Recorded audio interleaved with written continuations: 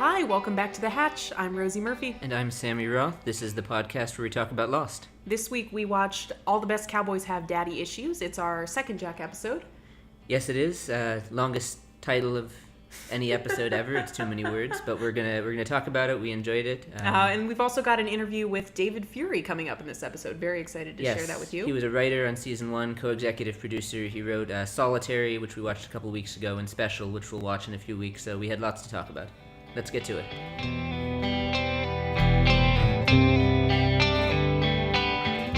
Okay, as always, we start each episode with hot takes, gut reactions, strongest takeaways from the episode. Sammy, what is your hot take? Okay, hot take.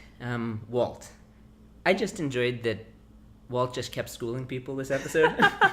He really did. Oh my gosh, first with his dad, who poor Michael does not deserve this, but where Michael's like, I can do stuff too, and Walt's like, well, Locke's a hunter, and Locke can track, and Locke has survival skills, and you don't, so you should listen to him. And there's also the conversation he has with Sawyer, where Yes. Sawyer says, like, I'm getting the news from a 6-year-old, and he says, I'm 10. And then Walt proceeds to give him a bunch of valuable information that he doesn't know until Including that Saeed's back, yeah. Yeah. It's yeah, shout out, Walt comes in, and then he schools Hurley at Oh, I forgot about whatever that. game they're playing, because Yes. he cheats Hurley out of $20,000. Having no idea that perhaps Hurley can actually pay that. Yeah. Because nobody knows. What's Yeah. your hot take, Rosie? So mine is the brief scene that we get between Sawyer and Saeed, who, as you now know, are two of my favorite characters. Sawyer coming in with what seems like the intention to just really fuck Saeed up for, like, obvious reasons and reasons that are arguably justifiable. But then instantly drops that when Saeed starts telling him that Rousseau is alive, which was interesting to me because it suggests that Sawyer, again, it's another piece of evidence that suggests that, like, Sawyer is not quite as self-interested as he pretends to be. And he does have some stake in solving the mysteries of this island or in learning more about where they are beyond his own survival. But I'm with you. I think we're already getting a bunch of signs that Sawyer, there is a person beneath the shell. veneer. Yeah. Speaking of a person beneath the shell, You can talk about Jack? I am. Hi, like, a hugely redeeming Jack episode for me. I think this Oh, is interesting. I have a different take. Oh, really? Well, tell me. Oh no, to me this gave me so much more insight than Oh, everything else. You mean we've seen. redeeming as a character? Yes. Okay. Yeah, I'm with making you. him more Yeah. interesting, not necessarily as an individual, but Agreed. yeah, this gave me such valuable insight into Jack's this, like, really stubborn streak that Jack has that I kind of hate as a viewer. Like, the part of Jack that it filled out for me was this idea that, like, he will do what he is convinced is right, whether or not he's actually right. He becomes convinced of a thing, and he sets his mind to it, and he does it. And even what we see in the flashbacks is him trying not to do what's right and trying to stand by his father, which someone else might argue is right, but Jack doesn't believe. He can't do it. I mean, he can't, like, stick the landing. Yeah. You know, he tries to. And then he pulls out at the very end and recommits or whatever to this ethical, moral code that he lives by. Which I think we see, I don't know how this relates to that, but the other really poignant Jack scene in this episode, I'm sorry if I'm just rambling and you wanted to get in on this, but I'm going to keep going. I'm listening. The other really poignant Jack scene in this episode was when he saves Charlie, I thought. And Kate is begging him to stop because it is kind of violent and it is painful to watch. And seems like a total waste of time. And it seems like he's just... emotional energy. Yeah, and it honestly felt like he was just disrespecting his memory or his body at that point just by continually, like, pounding him. But then he's right at the end. And it helped me feel like, okay, Jack may be annoying when he's convinced he's right, but, like, sometimes he actually is right. So I wasn't sure how to feel about the attacking of Charlie's body either, because up until that point in the episode, I was feeling very strongly like, wow, literally every choice Jack makes in this episode is him being motivated by this stubborn desire to do what he thinks is right, but in every case it's wrong. Right. When Locke tells Jack, you're our only doctor, you gotta get out of here and not get killed by Ethan. And he almost does get killed by Ethan. And Locke is totally right in that moment. Yeah. Jack is putting his own, like, vendetta that he has to do what he thinks is the thing he has to do over the lives of everyone else in the camp. Yeah. Yeah, but then he gets and he saves Charlie, and it's like, oh, okay, well, I What guess do we do with like that then? Yeah. and this is just going to transition to hindsight briefly, but it really made me think of the scene with Jack and Christian at the church at the end, where Christian explains that the point of that place is to remember and to let go. And which really, of course speaks directly to Jack's character, because he doesn't let anything go ever. But I wonder about whether that's a good lesson or not, because he sure makes a bunch of stupid choices this episode, but then he saves Charlie's life for the same reason. Because he can't let go. Yeah. Yeah, that's a good point. I mean, did you find yourself feeling more sympathetic to Jack? Like, I identify with him and his choices? Because I guess I just, until he saved Charlie, I was kind of pissed off at him for most of the episode and found myself understanding him better, but perhaps liking him even less. Really? Because of what we learned in the flashbacks? Yeah, I don't know. I just thought that he kept making bad choices. I just kept thinking, why aren't you thinking this through, Jack? So in the present, I agree, but in the flashback, I thought he did the right thing, the very hard thing. At which point? At the end? At the end. When he admitted to what had happened and he threw his father under the bus, but, admitted to this great wrong that had been done. I think that was the right thing to do, like the morally right thing to do in that situation. Objectively, I think you're right. I still have some weird hesitation. Maybe it has to do with the fact that he was going to go along with his dad in covering it up, and then he found out that she was early in her pregnancy, and then I was a little confused by that. It made me question where this is coming from for Jack, that he feels so badly that this is what he has to do. Because already, when he was willing to cover it up the first time, he knew that a woman had died that she probably shouldn't have. But that he was willing to cover up, or so it seems. From what we know about Jack, I would imagine he had spent days or weeks agonizing over this, even after he had signed off on the documents and stuff. Right. And regretting it and wondering if he'd done the wrong thing. I feel like all that had been building up. And then it was one line that was like, yes, she was pregnant, and that's, another life lost, but also that his dad hadn't told him that. I think that was part of it, too. That's true that his dad hadn't told him his father, presumably deliberately withheld that piece of information if he was told by the husband. Yeah, I'm sure he should have told Jack that when Jack came into the room, right? And he didn't. So it may have also been that. Again, you're probably right. I can't really argue with that, but there's a piece of me that feels like that in some small or perhaps large part, this was motivated just as much by his long simmering poor relationship with his dad. Well, sure. And I don't know. That's probably you're probably right. The scene between them was really, it was so manipulative, where his dad was, putting the strong arm on him, and I sacrificed so much for you, and I've let our relationship be bad because I wanted to make you into a great doctor, and that seems to work at first. But then I think Jack, he's still straining to fight against that. He does not really accept this narrative where his dad made him who he is, and he has these. This long frustration that his dad hasn't been, whether it's nicer to him or has treated him so harshly. And what's his dad always say to him? You don't have what it takes? Yeah. I look at the present timeline where Jack continues making bad choices because he thinks he screwed something up and needs to fix it. Yeah. And I just look at the flashback and I think, I really want to believe that Jack is purely interested here in the, all-capped right thing to do, down, end caps. Mm-hmm. But I'm suspicious that a lot of it just stems from him wanting to finally be able to put his dad in his place. Not that his dad doesn't deserve that. He did a really shitty thing. But I have trouble getting fully on board with, Jack, the totally non-self-interested righteous hero.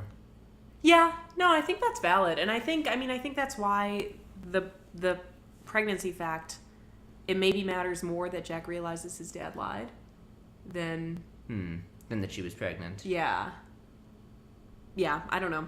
Maybe this is mean of me. Maybe I should give Jack credit where it's due here. I don't know. I think Jack definitely does live by a pretty stringent code of ethics, which mostly is an outgrowth of his medical training, I think. But it's not absolute, and it does seem very motivated by personal guilt.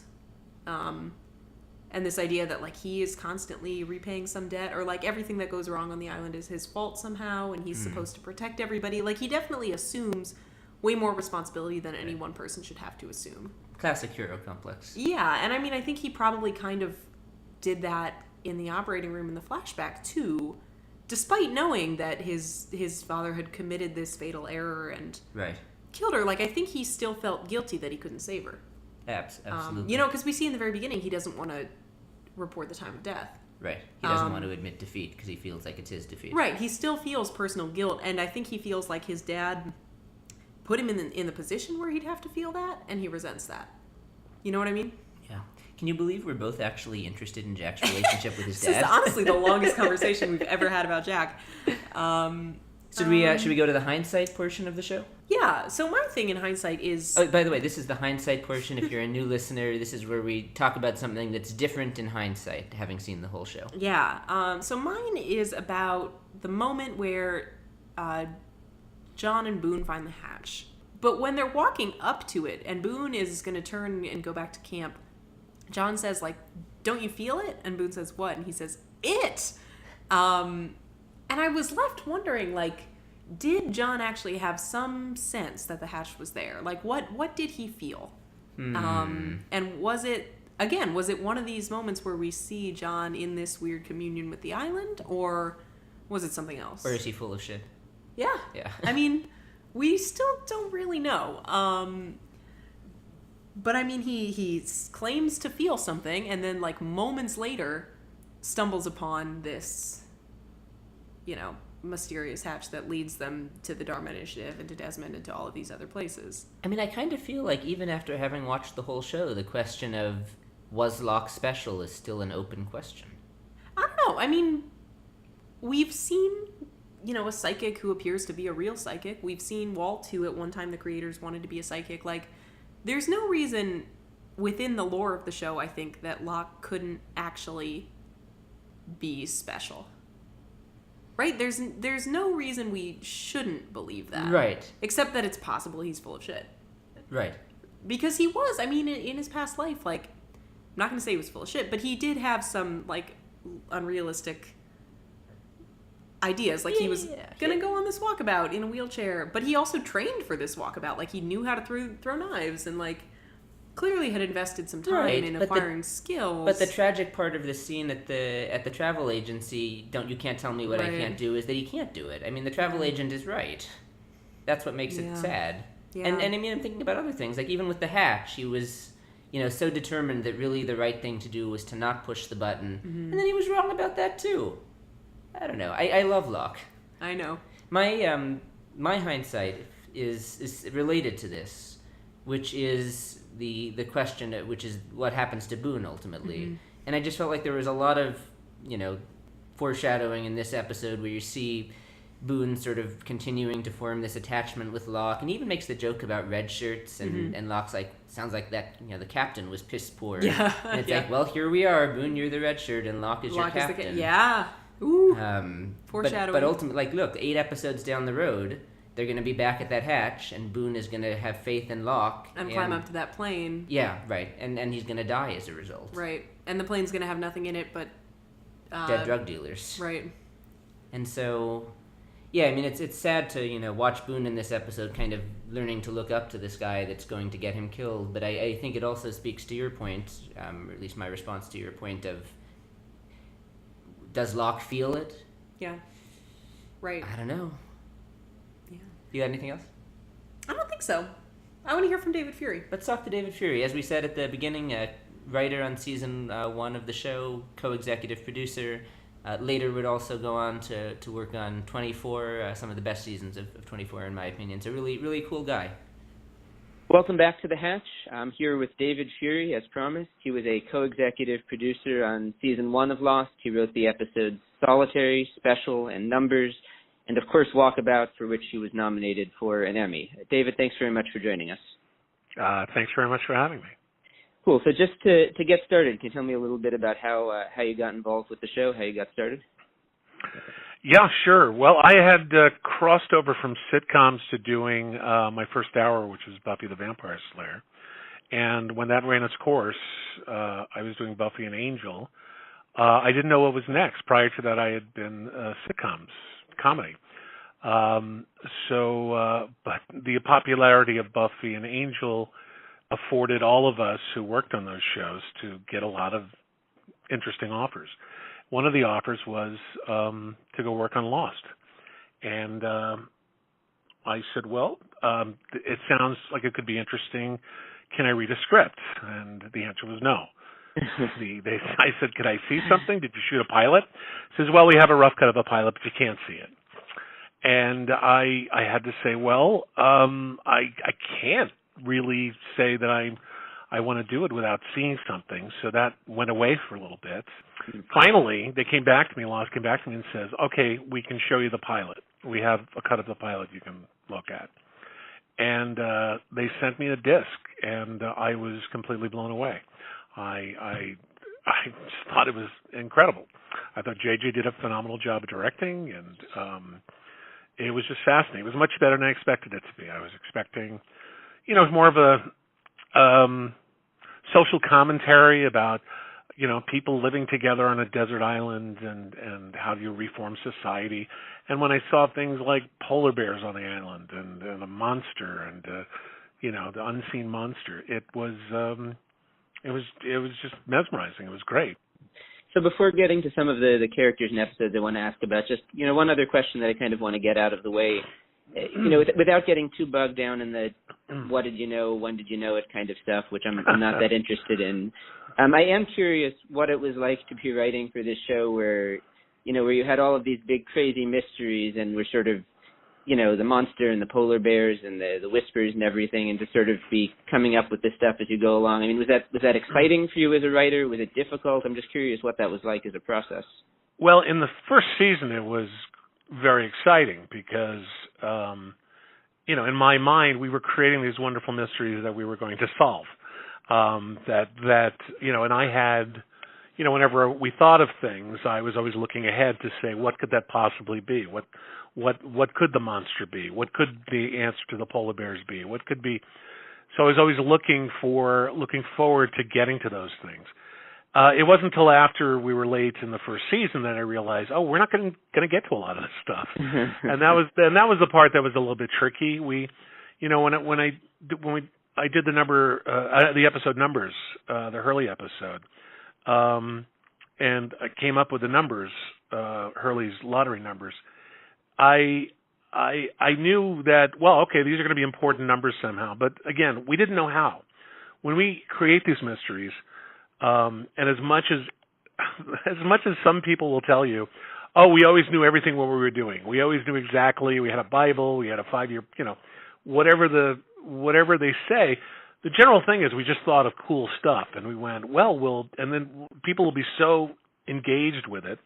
Like The Hatch, which your show is called after. I mean, The Hatch is a perfect example where when JJ came up with The Hatch very early, probably before I even came onto the show, that they find a hatch on the island. He didn't know what was in the hatch. No one knew what was on the hatch. We just knew it was going to be so intriguing, and we could spend so many episodes wondering what is in that hatch. Of course, the answer came in the second season, but the way the show worked, which was very different than what I was doing with Mutant Enemy and Joss's shows, was we were creating mysteries without knowing the answers to those mysteries. One of the sort of recurring conversations that my co-host and I, Rosie, have had if we've been doing this podcast is just how much we love Saeed as a character and how we think that he would have made a really interesting foil to Locke if Jack hadn't been the lead. And so I'm just curious, having written for him, if you could envision him being having been a lead on this show or having been absolutely. Yeah. Sure. I mean, he was an amazing actor, and I did love writing for Saeed, although, again, Saeed was, to some extent, a character created because it was very much a character of its time because of 9/11. We needed to have our resident Muslim character kind of thing. There's a little bit of that. And I can comment because I went to 24 right after that. And, I spent a lot of years writing about terrorism and terrorists and so it's a tough thing to play when you're trying to play a sympathetic Iraqi soldier, a guy who was, who tortured people. And, so he was a very complicated character. I did love writing Solitary. Again, that's a world that I wound up living in far much longer after Lost because of my 2 years with 24. Yeah. And I did the show Tyrant, and so I wrote for a lot of Muslim characters, and it's tricky because you're trying to be truthful, but at the same time, you don't want to offend people. You don't want to offend, you certainly don't want to offend the Muslim population by making him stereotypical. So it's always, so you're always trying to balance what's something that's politically correct and but still be honest about it. Still be honest about what, where did he come from? And of course he wasn't a terrorist per se, and he wasn't, but it's a lot of responsibility to write for characters like Saeed, for a writer, because suddenly everybody wants to comment on it. In other words, every group wants to say, "I am offended by your depiction," And I might have gotten those letters. I don't remember. I know we got them on 24, and sure. rightly so, because we'd always have to temper all our terrorist characters with, we have to have other characters who are Muslim, but they're not terrorists, so that tempers the. Anyway, so it's tricky. It always feels to me like a dangerous thing to venture in that territory, and you just go, well, you write him like it's just a person. You write him like, but there's so much politics that was just laden on top of it, that it just made it tricky. And I don't think anyone, frankly, would have been ready at that time. Now is different, or maybe not. But at that time, I don't think anyone would have been ready for him to kind of take the hero mantle. I think it would have been very daring for ABC to do something like that, even though it's perfectly valid. But, there was still a lot of raw feelings at that time. Right. And, and you're trying to, again, be honest and at the same time respectful to the character and at the same time wanting to have fun without getting bombarded with hate letters. Just a quick FYI, I know last week we mentioned that we were going to have more from William Maypother. We do have more from William Maypother, but we decided to hold that until the episode where Ethan returns, just because we'll be in more of an Ethan groove at that time. The episode where he returns and dies, we should say. Spoiler alert. We also have a ton more from David Fury that we're looking forward to sharing with you. That was super interesting, though. Yeah, I love the idea that they didn't know what was in the hatch. We also had this when we read Javier Grillo-Marxuach's essay, right? Continually... this idea that they were just putting stuff in the show and not quite knowing what it was going to mean, and it was not this master plan. But that's so fun to me. That's brilliant in a different way. It is, and by the way, with the hatch, they stuck the landing. Yeah, they did. Oh my god, yeah, they did. That's probably the best reveal. They of delivered. The show. There's a man who's been living down there alone for years as Pushing part of a button science every experiment. 100. Amazing. They get a whole season of great material out of that. Amazing, and one of the best characters in the show. As far as the stuff about Saeed. I know you were a big 24 fan. I really wasn't. Didn't you watch 24 though? With my mom on occasion. I wasn't super into it. Okay. But I was pretty young. I was only, I think, 9. Yeah, during 9/11, and I don't remember the post 9/11 entertainment environment very well. But so 24 was just basically, for those of you who didn't watch it, at least for the first several seasons, it was just radical Muslim terrorists with not a lot of depth to them. Just kind of, not every season, but just, doing bad things because they were Muslim and hated America. That was, and David Fury was right, I think, to point out that they, to sort of acknowledge there that they did a poor job with that. And they did kind of have these token, there's the good Muslim character who's, coming in to provide information or to, talk down the bad guys. And it was just very blatant and very ugly. And in fact, there were reports that that people in George Bush's administration watched this show and were encouraged by it, that they were doing the right thing in their approach to the war on terror. I forget who specifically, but oh wow, it was definitely a bad influence. So I think credit to them for making Saeed who he is, which I think is is really complex, yeah, and obviously a character that we have come to love deeply. Yes. Next week we will be watching Whatever the Case May Be, which is a Kate episode. Yeah, we get some good Kate Sawyer tension in this one, which is another one of my favorite things to discuss. And so much better than Jack Kate tension. Oh, God, infinitely better. As always, please interact with us online. We are on Twitter at The Hatch Podcast. We are on Facebook.com/The Hatch Podcast. If you would like to leave us a hot take about anything we discussed in this episode, or if you want to watch ahead and leave us a hot take about something we have not yet discussed, you can call us at 9546-DHARMA. It's a U.S. number, so just add the +1 if you are out of the country. There's a time limit on the messages, like don't talk longer than 3 minutes. Oh yeah, it's a 3-minute time limit, and you will get cut off, and we do have many friends who have been cut off. So yeah, keep that in mind when you call. If you are out of the country and don't want to incur charges, you can record a voice memo on your phone and just message it to our Facebook page. That works too. Facebook.com/The Hatch Podcast. Give us a Anything I like. mention? Rate and review on iTunes, please do if you enjoy the show. That'll help more people find us and also enjoy the show. Our theme music is by Andy G. Cohen. I think that's it. Namaste.